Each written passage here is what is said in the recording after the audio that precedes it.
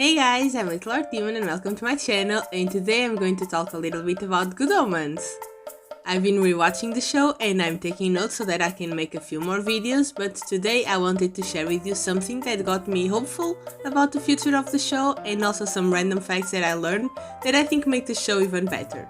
So let's just get started with the video. Okay, so I'm going to talk about may seem obvious, and some part of it is, but it clicked in my brain recently, so I felt like sharing it with you guys. To start, I think we can all agree that the show is really sweet, the characters are loving and caring, at least the ones that we are rooting for, and there are themes of love during all the show. And I'm not talking necessarily about romantic love, just love in general. Starting in the beginning, or before the beginning to be more precise, we see that Crowley had a big role in creating the universe. He was the one that set things off, and when the stars and nebulas are being created in front of our eyes, we can see the excitement and happiness in him. And just a side note, but Crowley was such a pure angel. He still is a lovely demon, but he didn't deserve to be sent to hell, okay? He needed to be protected at all costs. He was too pure. But anyway, we see that Crowley loves the universe, and that's lovely for us, the audience, to see. But then he realizes that the thing he loves is going to be shut down, and he thinks that by talking about it he can fix things. But that is not the outcome, as we well know, because God is not a loving entity and therefore doesn't care. And can I point out something that broke my heart a little more? Like, when Crowley fell, he became the snake. He can turn into like a human figure, but he is a snake. And he has the snake eyes all the time. That's something that he can't change. And for some reason, snakes can't see stars. They punished him by turning him into a demon and couldn't even let him look at what he so lovingly created as an angel. That just makes me so sad, like it's not fair, poor Crowley. That's actually what inspired the drawing.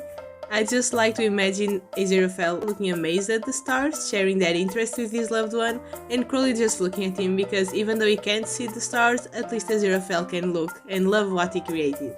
I mean, we don't know if Crowley as a demon can see the stars, like we don't know that, but I just think it adds another layer to that punishment. I don't know, it made me very sad. But anyway, let's continue with the video.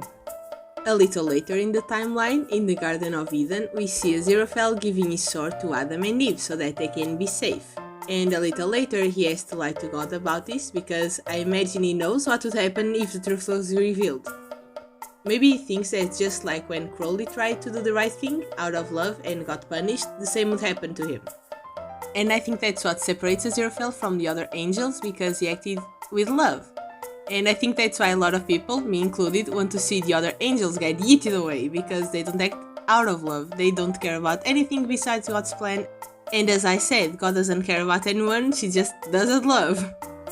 And in the show we see both of them, Crowley and Aziraphale, do kind and loving things for other people. For example, Crowley saves Elspeth and gives her a chance at a better life with the help of Aziraphale, and Aziraphale helps Maggie when she can't pay rent. But besides these two characters, we see others' love being just as powerful in the show. Season 1 is very eminent of this, so let's take a look at the ending. Before going to the airbase, Adam is freed from the demonic voices because he loves his friends. He is able to do it because the voices are destroying his friendship, and he doesn't want that, he really loves his friends. And a little later, when they face the Four Horsemen, they win them with the love and passion they feel. They defeated war, famine and pollution, which as real-life concepts are completely empty when it comes to love. The only one that says is death, because it isn't 100% hate-filled. That is important in life. Oh, and then Anathema and Newt stopped the nuclear war, which I think was a lovely thing of them to do. But anyway, a little bit after that, Satan casually shows up, and what makes Crowley do something? That's right, his love for Aziraphale. So they take Adam to this other place and they show him love, they show him support. And when they come back, Adam doesn't fight. Instead, he points out that Satan is a crappy dad that doesn't love, and therefore his hate means nothing. He can't do anything because Adam already has a dad, a loving and caring one. And it works. And I saw a little fact about season 1 finale that I think I should share here. When Crowley and Aziraphale switch bodies, they interpret each other the way they see each other.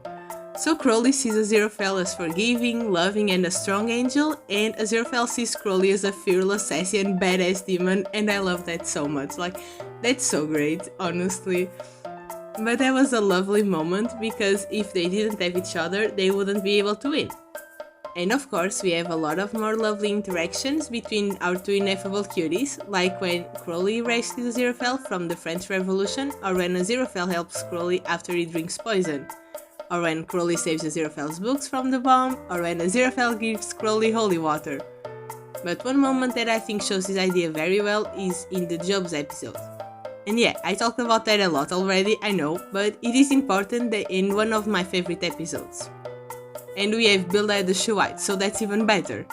But besides that, in that episode Crowley is making it seem like he's destroying everything, when in reality he isn't, because he doesn't want to, he doesn't like destroying, he loves to create. And then later in the episode, he kinda hints at Aziraphale that the goats have just been transformed into crows, and in that moment I interpret it as him opening up and showing that he has love in him. I think he does it discreetly because he is maybe not sure if Aziraphale will share that same love and connect with him, but luckily he does. Aziraphale also doesn't want to destroy everything Job owns. And after that, they bond a lot, and by the end of the episode they both make a plan to save Job's children, in the name of love. And in the ending, Aziraphale thinks he's a demon because he lied. But I think it can be interpreted as him thinking he's a demon because he did something in the name of love, which doesn't go accordingly to what other angels do or what God does. And Crowley says he's not a demon, clearly, and now they are on the same side, on the side of love. And I know that sounds kinda cheesy, like they will win because of the power of love, but genuinely, that's what they do. And it goes against heaven and hell because Crowley and Aziraphale have love in their hearts. Regardless of that love is, it's there, and that's what separates them from hell and heaven.